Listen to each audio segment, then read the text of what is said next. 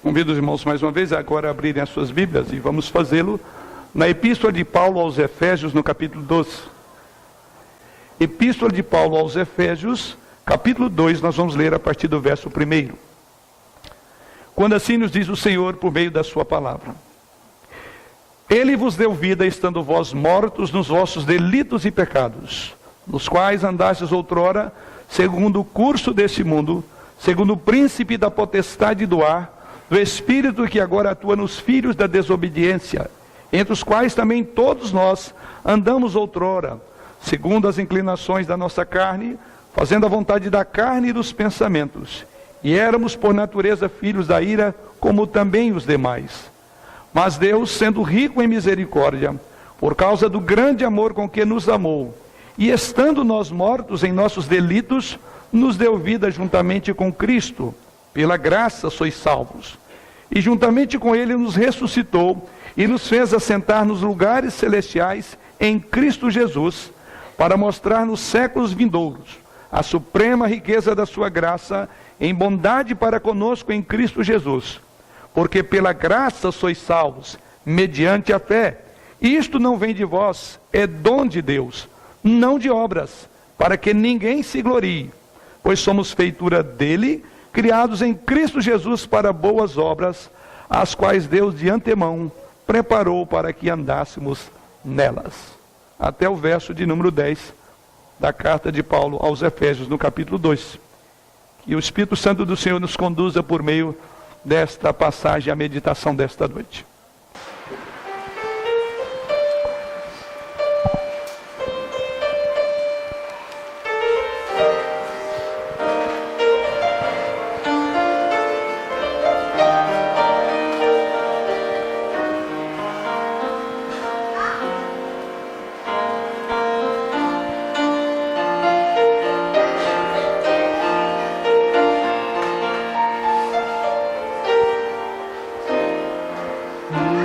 Eu vivi tão longe de Jesus, desprezei essa luz que um dia recebi.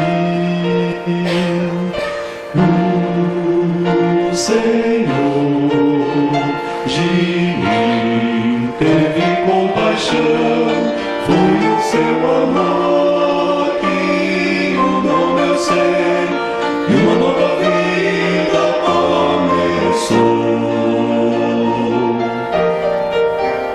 Eu não sou mais eu, Cristo vive em mim. Eu não sou mais eu, tudo em mim mudou. Quando encontrei a Jesus, meu Rei, um milagre aconteceu. Inimigo não mais eu, Cristo vive em mim.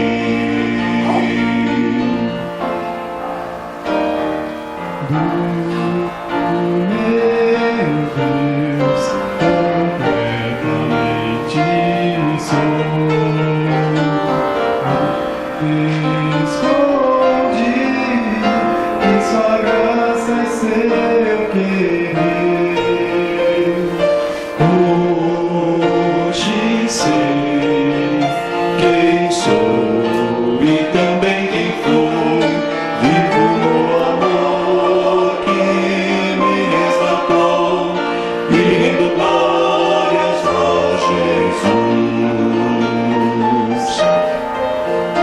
Eu não sou mais eu, Cristo vive em mim. Eu não sou mais eu, tudo em mim mudou. Quando encontrei a Jesus, meu Rei, um milagre aconteceu. Vivo não mais eu, Cristo vive em mim. Quem eu é já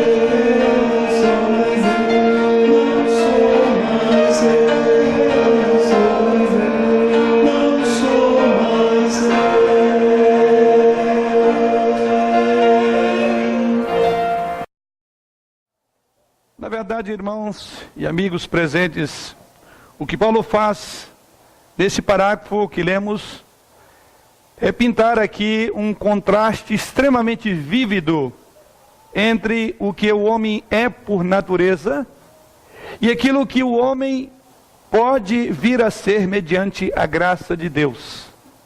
Diríamos que existem duas ideias dominantes nesta passagem, ou neste parágrafo. E a primeira está resumida numa palavrinha, ou em 3 palavras do versículo 1. Estando vós mortos.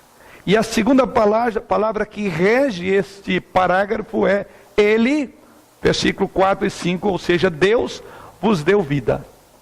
Morto e vivo. Estávamos mortos, porém em Deus fomos vivificados. E vamos considerar também que todo o parágrafo é uma espécie de biografia espiritual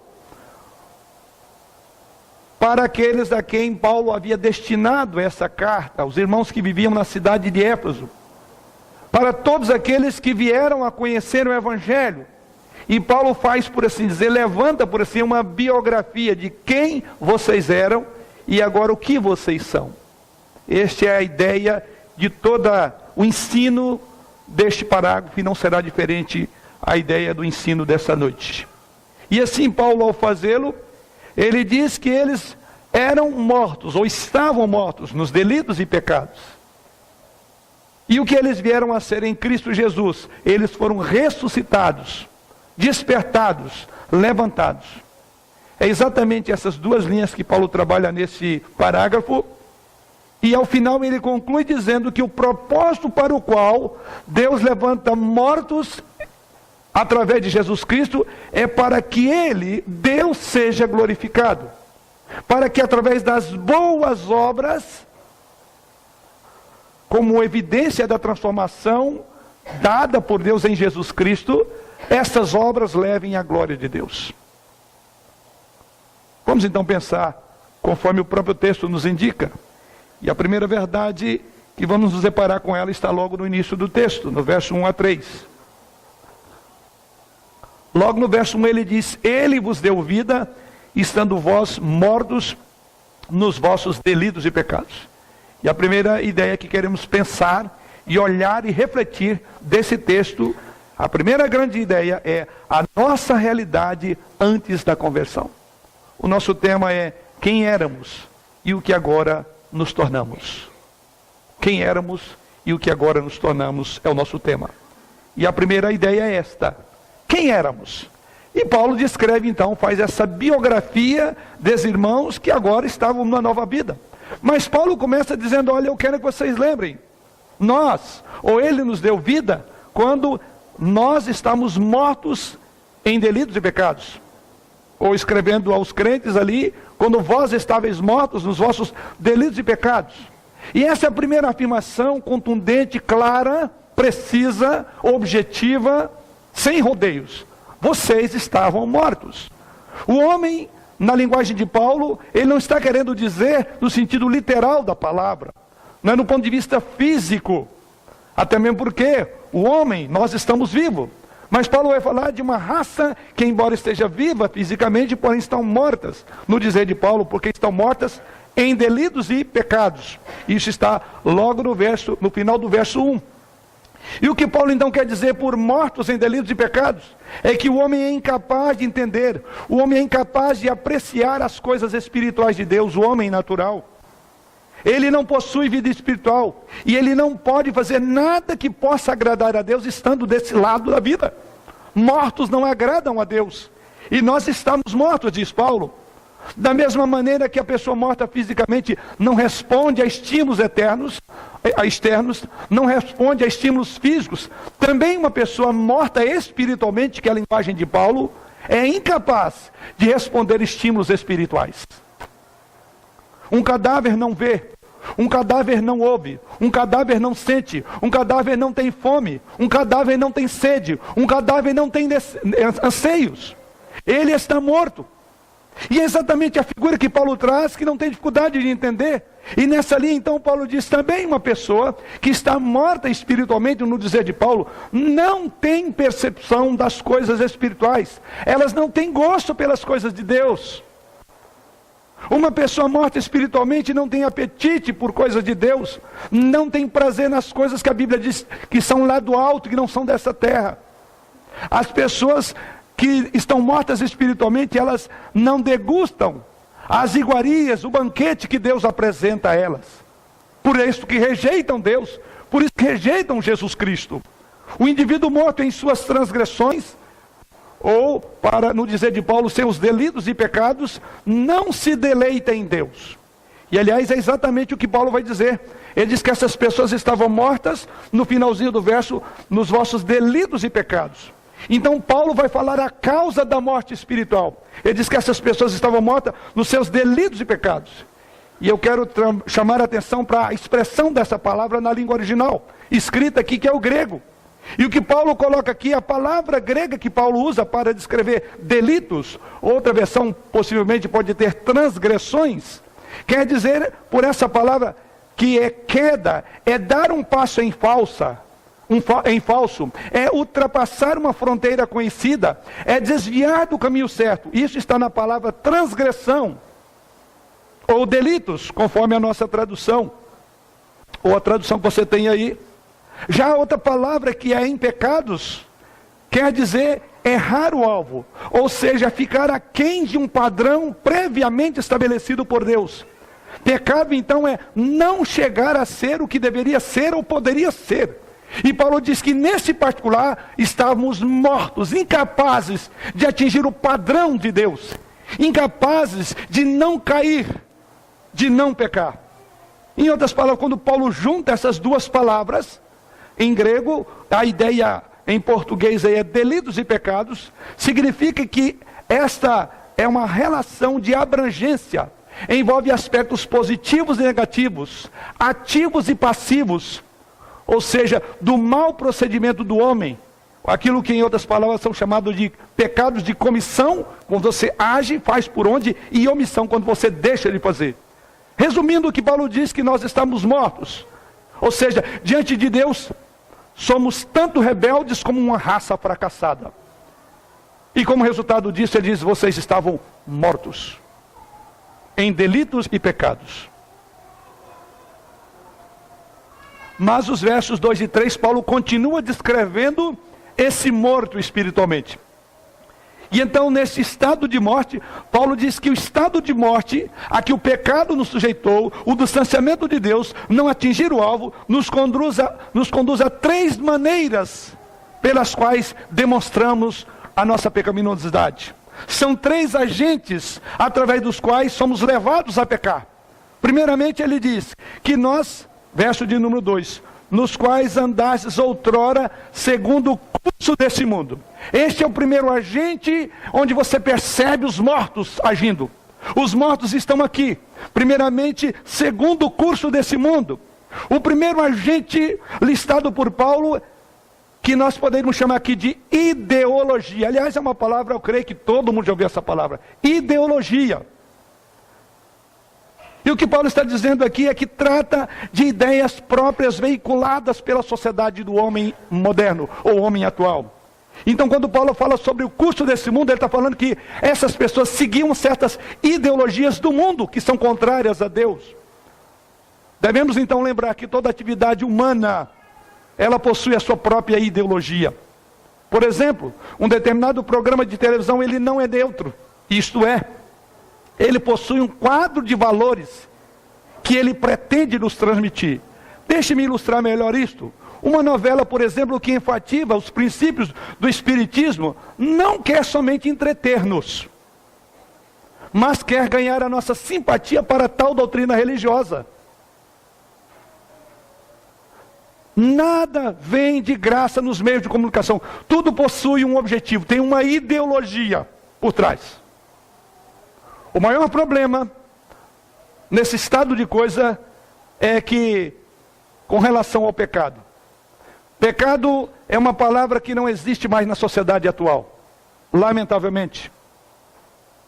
Foi banida do vocabulário humano. Nada é mais pecado. tudo é permitido. Isso inclusive faz nos lembrar que essa mentalidade já estava lá no mundo antigo. Já estava lá no Novo Testamento, quando Paulo, escrevendo aos Coríntios, na sua primeira carta, no capítulo 6, verso 12, ele diz lá que para os coríntios, sabe qual era a filosofia que regia eles? Todas as coisas me são lícitas, diziam os crentes em Corinto.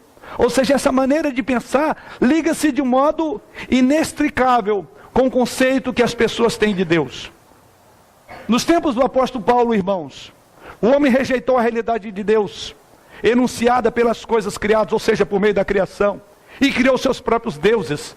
Paulo afirma isso em Romanos capítulo 1, versos 18 a 32. Lemos também que em Salmo 14, versículo 1, quando é dito lá, diz o insensato no seu coração, não há Deus. Como consequência, o Salmo continua dizendo, corrompem-se e praticam abominação. Já não há quem faça o bem, não há nenhum sequer. Ou seja, para praticar toda sorte de procedimento imoral, obscuro, o ser humano precisa criar determinados conceitos a respeito de Deus. E a visão que ele tem de Deus determinará o modo como ele vive. Mas Deus está sendo excluído da sociedade pós-moderna, no mundo inteiro. Os valores estão desmoronando. A ideologia hoje é outra. Pois bem, é isso que Paulo diz. Vós estáveis mortos nos vossos delitos e pecados, e vocês andavam segundo a ideologia do homem atual. É por isso que o homem atual, o homem que não tem temor de Deus, ele não consegue entender por que a igreja posiciona sobre certas ideologias que têm sido defendidas no mundo lá fora. Porque perdeu os valores, todos os padrões. Mas Paulo diz que isso é um estado que revela a que ponto a raça humana chegou, mortos. E Paulo revela um outro ponto. Mas ele continua dizendo que não só andavam segundo o curso desse mundo, mas veja bem no verso 2, na sequência ele diz, também segundo o príncipe da potestade do ar. O segundo princípio aqui, ou segundo agente do pecado, é consequentemente a morte que agia por meio do príncipe da potestade do ar. O diabo é o patrono dos desobedientes, dos imorais, dos sem leis. E Paulo diz que quando o homem está morto, ele não só age segundo padrões reprovados por Deus, mas ele revela que está ao lado do príncipe do mal, segundo o príncipe deste mundo.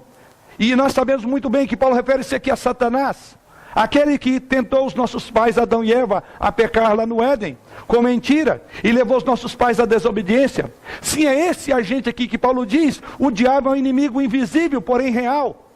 Ele não dorme. Ele não tira férias. Ele está atento. Ele é violento como um dragão. E ele é venenoso como uma serpente. Ele ruge, diz as Escrituras, como um leão. E se apresenta travestido de anjo de luz. Não podemos subestimar os desígnios do diabo. Devemos nos acautelar. Sabendo que esse arqui-inimigo, diz Jesus Cristo, veio para roubar, matar e destruir. Mas os homens sem Deus, os mortos espiritualmente, estão do lado dele. E fazem coro com ele, porque estão segundo o príncipe do mundo, segundo o príncipe da potestade do ar. E qual é o intento de Satanás? É manter os seres humanos alheios a Deus. Ele não quer que as pessoas se convertam e, consequentemente, tornem-se livres de suas próprias garras e mãos. E é por isso então que ele atua nos filhos da desobediência, diz o apóstolo Paulo. Mas prosseguindo um pouco mais, o apóstolo Paulo continua. E ele diz algo mais no finalzinho do versículo de número 2.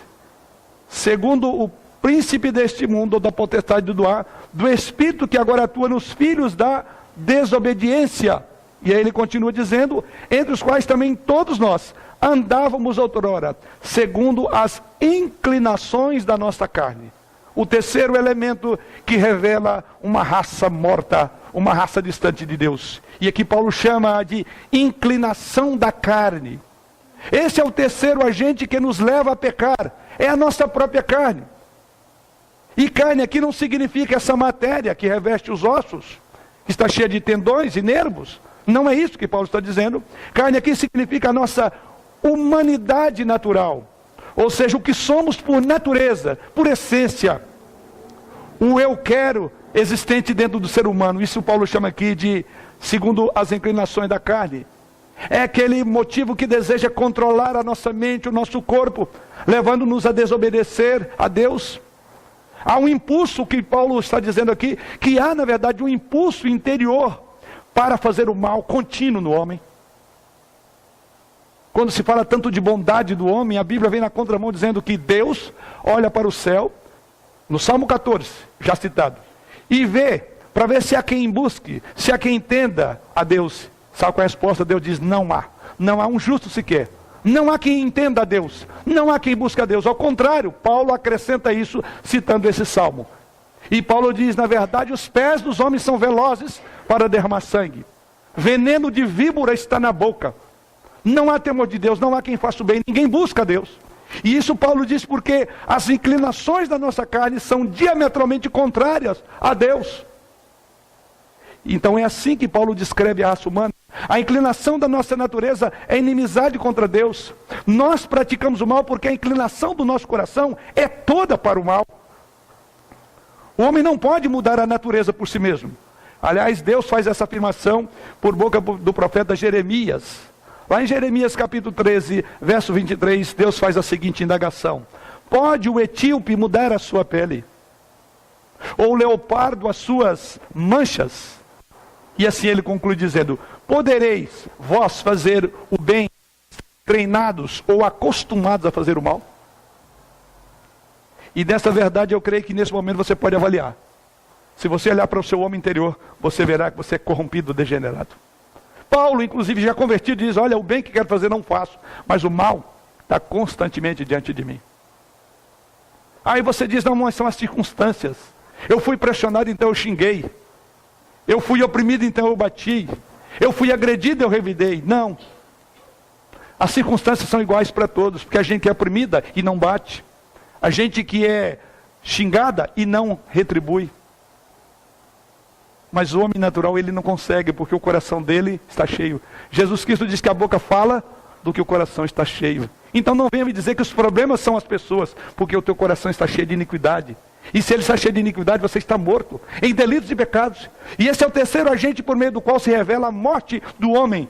Então o quadro exposto por Paulo aqui nos revela qual era o passado dos cristãos de Éfeso. Qual era o passado desses irmãos que inclusive batizaram e professaram a fé em Jesus Cristo esta noite. Era um passado de morte espiritual, no qual a morte física apenas era uma expressão do relacionamento já quebrado com Deus. Todos aqueles que confessam a Cristo como seu Senhor e o seu Salvador pessoal, estavam antes nessa situação terrível. Esse passado incluía tanto gentios, como Paulo diz na própria carta em Romanos, capítulo 3, ele diz lá no verso 23, que esse estado de pecado alcançou tanto o gentio como o judeu, publicano e meretrizes. Todos pecaram, diz Paulo em Romanos 3, 23, e destituídos estão da glória de Deus.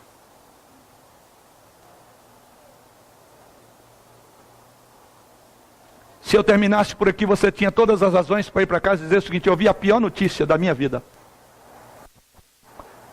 E aquele culto foi terrível. Porque na verdade foi exposto diante de mim que eu estou acabado.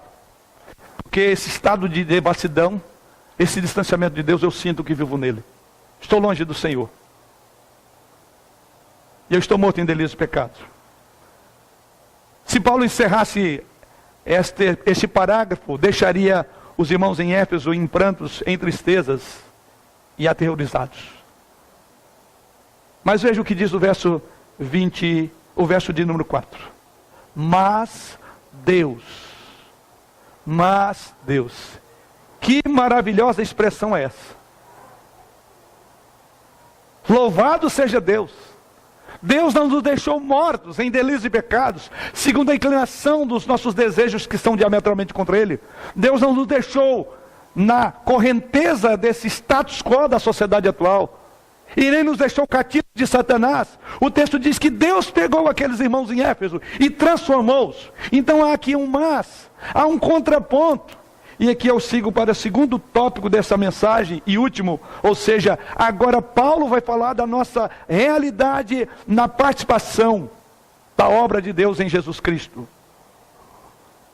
seja, em segundo lugar, a nossa realidade a partir da conversão. Há um mas, há um todavia. E esse é o que Paulo diz. E o versículo começa então na parte do verso 4, dizendo, mas Deus.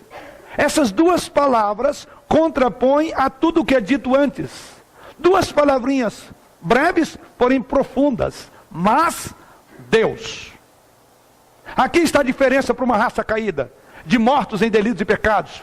Para uma raça falida como a nossa, há um mas, querido. Deus. É exatamente isso que Paulo diz. Mas Deus.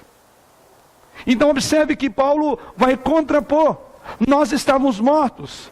E os mortos não podem ressuscitar a si mesmos. Mas Deus nos vivificou. Essa é a boa notícia. Diz o texto, mas Deus sendo rico em misericórdia, por causa do grande amor com que nos amou. Que maravilha de amor é esse? Deus se compadeceu de pessoas miseráveis como eu e você. Deus teve compaixão, porque a misericórdia dele está aqui. Deus, em compaixão, interviu no curso dessa história fracassada, por causa dos nossos pecados. Nós estamos mortos e Deus agora colocou-nos diante dele. Nós éramos escravos numa situação desonrosa, numa situação de incapacidade, mas diz Paulo, Deus ressuscitou-nos juntamente com Cristo, nos colocou a mão direita do Pai. Então é importante manter unidas essas duas palavras, que expressam um contraste, ou seja, o que somos por natureza e que éramos por natureza, o que somos pela graça. Por natureza mortos, pela graça vivo. Por natureza distante de Deus, pela graça com Deus. A condição humana e a compaixão divina. A ira de Deus e o amor de Deus. Há um contraponto rico nesse texto. Então vamos olhar o que Paulo continua dizendo. Mas Deus, sendo rico em misericórdia. E aí ele vai até o versículo 7. E o que Paulo diz até o versículo 7 é que agora aqueles que estavam mortos, até o versículo 3, Deus interviu na história e o que Deus fez? Deus vai responder, o que Deus fez por esses mortos? E a resposta poderíamos resumir numa frase, ressuscitados com Cristo. Deus ressuscitou mortos. A pregação do Evangelho é para ressuscitar mortos. É para levantar aqueles que estão no túmulo da incredulidade há muitos anos. E é isso que Deus fez. Veja o que Paulo diz numa só palavra, Deus nos salvou. É a declaração de todos os versículos 5 e 8. Veja a expressão, pela graça sois salvos. Nos dois versículos, a palavra salvo é a ideia que enfatiza consequências permanentes. Ou seja, é algo que Deus fez e através do que Ele fez, você agora está numa nova relação com Ele. Ou seja, no momento da sua conversão, há agora uma nova realidade. Há uma nova realidade que se descortina para aqueles que Deus amou. Para aqueles que Deus veio a eles. Um milagre acontece aqui. Um milagre que Deus levanta mortos. Um milagre que expressa graça, que expressa misericórdia. E é por isso que Paulo diz em Efésios 2, versículo 6, somos ressuscitados juntamente com Cristo. É curioso o que Paulo vai usar aqui nesse texto. Aquilo que aconteceu em termos físicos com Lázaro, acontece conosco em termos espirituais. E eu creio que todos têm uma familiaridade sobre o que Deus, nem Jesus Cristo fez com Lázaro. Trouxe ele do túmulo para a vida novamente. É mais ou menos o que Paulo diz. Deus foi lá e levantou aqueles que estavam no túmulo da incredulidade. Aqueles que viviam diametralmente contra eles. Aqueles que eram presos de Satanás. Aqueles que viviam segundo os desejos carnais e pecaminosos. Aqueles que viviam segundo a ideologia do mundo. Deus levanta mortos. Essa é a boa nova, querido amigo. Essa é a boa nova que alcançou o coração dos irmãos que estavam aqui esta noite. Para professar a sua fé. E Paulo usa aqui 3 verbos para referir. Primeiramente ele diz, Deus nos deu vida juntamente com Cristo, no versículo 5. Depois ele diz, juntamente com ele nos ressuscitou, no versículo 6. E depois Paulo continuou prosseguindo e nos fez assentar nos lugares celestiais em Cristo Jesus. 3 verbos importantes da maneira como Deus operou a salvação. Da mesma forma que o morto se revela por viver segundo o curso do mundo, segundo o desejo de Satanás, o desejo da carne, também Paulo agora contrapõe dizendo, 3 verbos, Deus nos deu vida, Deus nos ressuscitou e Deus nos fez assentar em Jesus Cristo. Esses 3 verbos que Paulo usa aqui são eventos históricos sucessivos na carreira salvífica de Jesus Cristo. O nosso credo apostólico declara a nossa crença quando nós dizemos que Jesus Cristo ressuscitou ao 3º dia, subiu ao céu e está sentado à mão direita de Deus Pai. Mas é rico o que Paulo está dizendo. O que nos deixa maravilhados é que agora Paulo não está descrevendo a respeito de Cristo, como é dito no credo apostólico, que ressuscitou ao 3º dia, que subiu ao céu e está sentado à direita de Deus Pai. Mas se você pegar esses 3 verbos do texto, você verá exatamente isso. Olha o que Paulo está dizendo, que Deus, Ele deu vida, Ele ressuscitou e fez você assentar nos lugares celestiais. Que boa nova é essa, querido? O que Paulo está dizendo não é a respeito de Cristo, mas a respeito do que Deus em Cristo fez por nós. Esta afirmação, então, está dizendo que Deus levantou você da incredulidade, ressuscitou você e coloca você numa nova posição em Cristo Jesus. Você está sentado nas mansões celestes. Ressuscitou, subiu ao céu e está na glória. Isso você já tem em Jesus. Ele é a tua segurança. Ele é a tua vida.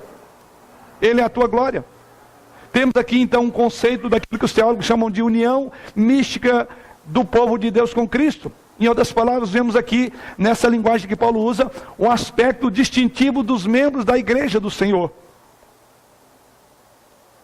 O que tornam eles distintos não é uma nova solidariedade, não é uma nova comunidade. O que torna eles distintos é o que Paulo diz, que eles já estão em Cristo. Ou seja, em razão da união desses crentes com Jesus Cristo, eles já estão assentados nas regiões celestiais. Por isso então que a Bíblia diz que essa pessoa é uma nova criatura. Por isso que agora pensamos nas coisas do alto, não nas que são da terra. Não seguimos a ideologia do mundo, mas seguimos a ideologia do céu nessa terra. E a outra pergunta é, então por que Deus fez isso? Porque Ele nos ressuscitou, nos levantou e coloca-nos diante do Senhor na pessoa de Jesus Cristo.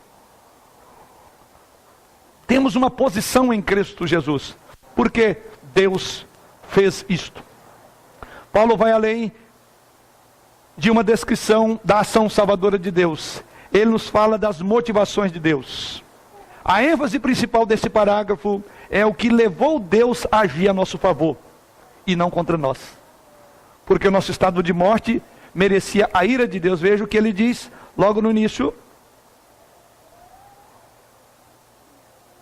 Verso de número 3, e entre os quais também todos nós andávamos outrora, segundo as inclinações da nossa carne, fazendo a vontade da carne e dos pensamentos, e éramos por naturezas filhos da ira, como também os demais.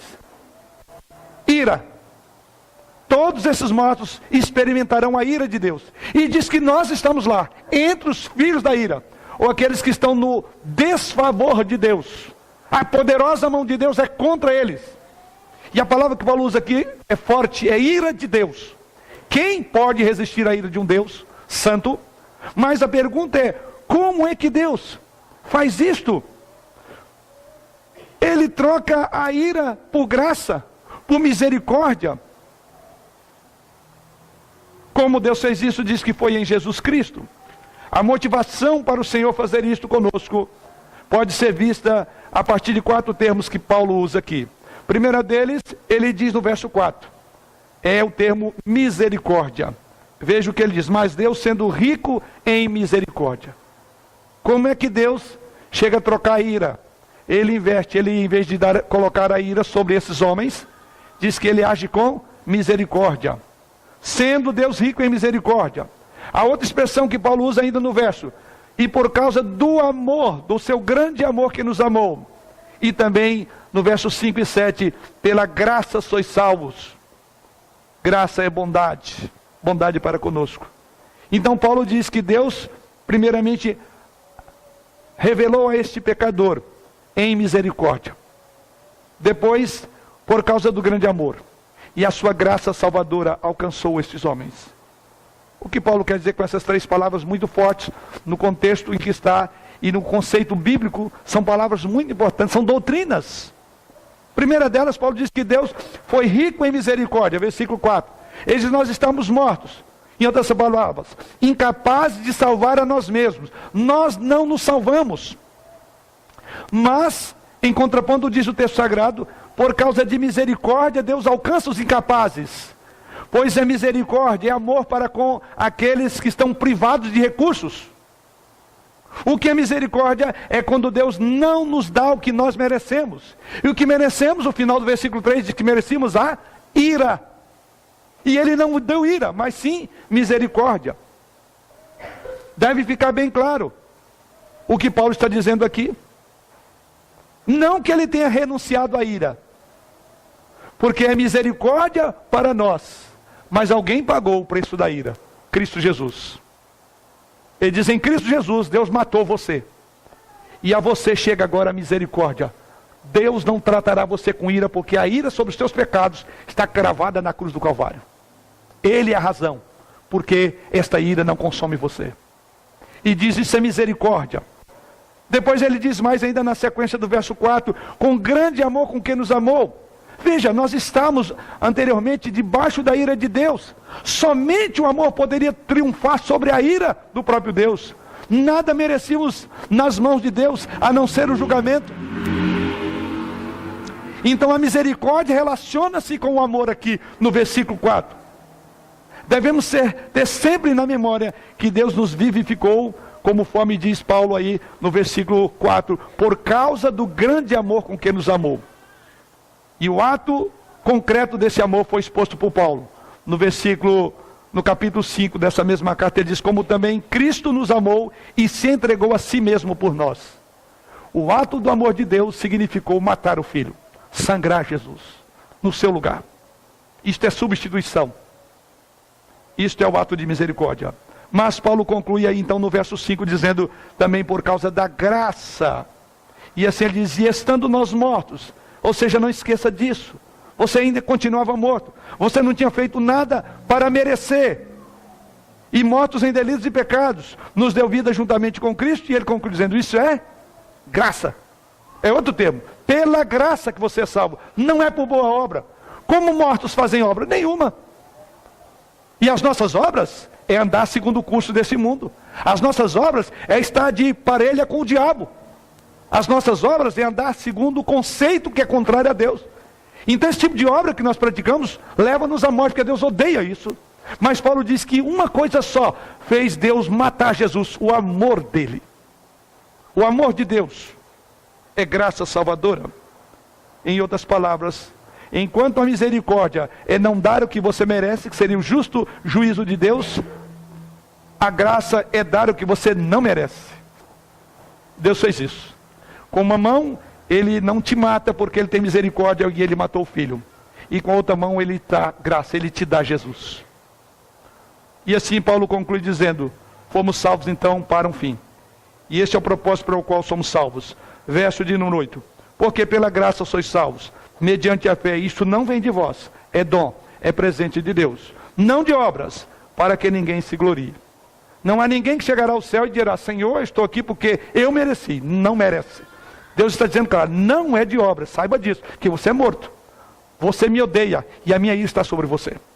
Agora uma coisa é certa, como Paulo diz, por causa do amor, a graça de Deus. E no verso de número 10 ele diz, pois somos feitura dele, criados em Cristo Jesus para as boas obras, as quais Deus de antemão preparou para que estejamos nela. Em outras palavras, o que Paulo está dizendo é que toda esta obra de Deus, ela tem como foco o próprio Deus.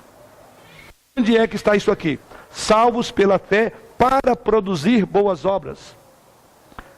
O apóstolo Paulo, escrevendo aos Colossenses, no capítulo 2, versículo 12, ele diz lá que a fé é o caminho pelo qual chegamos à ressurreição de Cristo. E de acordo com o texto de Efésios 3, verso 17, é o caminho que Cristo, que habilita os nossos corações a render ao Senhor Jesus Cristo. Porque pela graça é que somos justificados, no dizer de Paulo aos Romanos. E é pela graça ou pela fé que chegamos à condição de filhos de Deus. Então isso deve ficar claro, que a fé também não é sua, é dom, é presente de Deus. Toda obra de salvação, ela começa, caminha e termina em Deus. Porque um dos temas da reforma foi exatamente esse: Soli Deo Gloria. Toda glória deve ser dada a Ele, para que não haja vaidade, para que não haja presunção. Por isso não existe autossalvação. Fora do cristianismo, as religiões pregam salvação. Você se salva. Enquanto você estiver nesse conceito, você estará morto em delitos e pecados. É porque você não entendeu a mensagem, que você não pode fazer nada. E somente o cristianismo, que diferencia de todas as religiões, não é da autossalvação. O cristianismo é a salvação que veio do alto. A cruz de Cristo é uma demonstração clara de uma raça falida. Se nós podemos nos salvar com as nossas próprias obras, a cruz seria o maior engano que Deus cometeu. Por que matar Jesus? Qual a razão da cruz? Se eu posso me salvar com a minha boa obra. Mas Paulo diz que a obra nossa tem um lugar, e ela está aqui. E é esse o último ponto que Paulo coloca. Essa salvação pela graça, diz ele, vem da fé, não procede de nós. Por isso então que ele diz, não devemos vangloriar, porque somos salvos para as boas obras.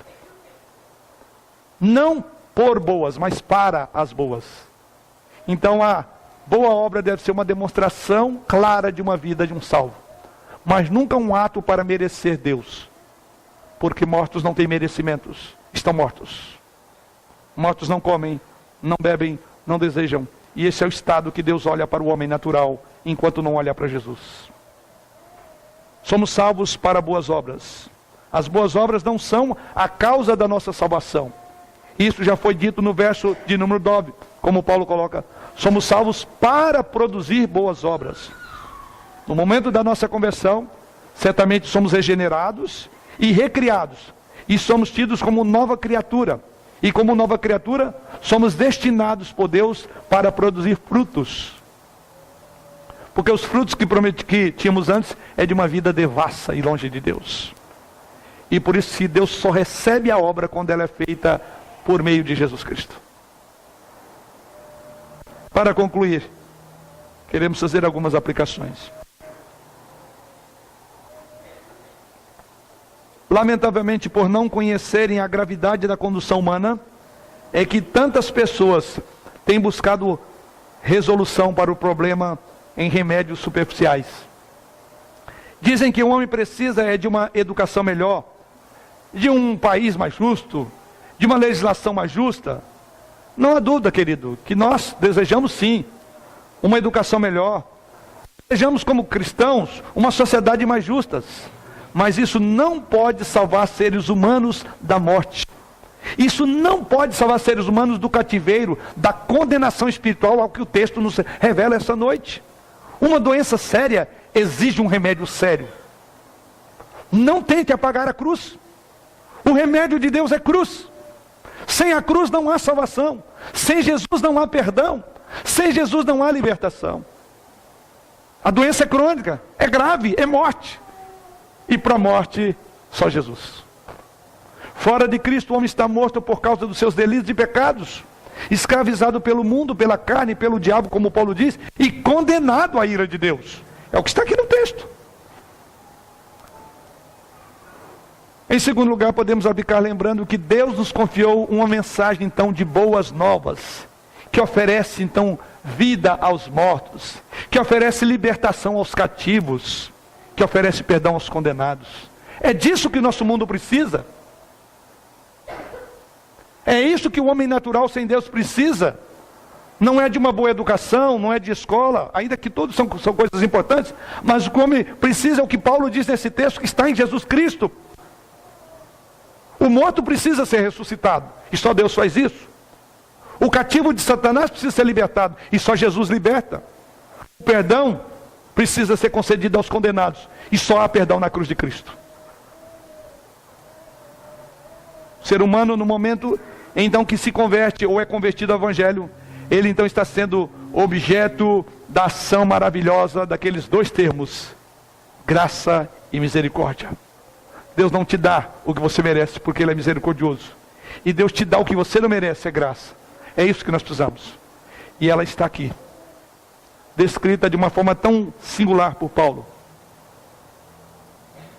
Portanto, a igreja de Deus é uma assembleia que se reúne pelo poder de Deus, porque estamos mortos também, e agora fomos vivificados, como esses irmãos que hoje se apresentaram diante do Senhor, reconhecendo a indignidade do seu pecado, reconhecendo que eles próprios não podem se salvar, confessaram, como todos nós confessamos e publicamos, que sem Jesus Cristo não somos nada, nada podemos fazer.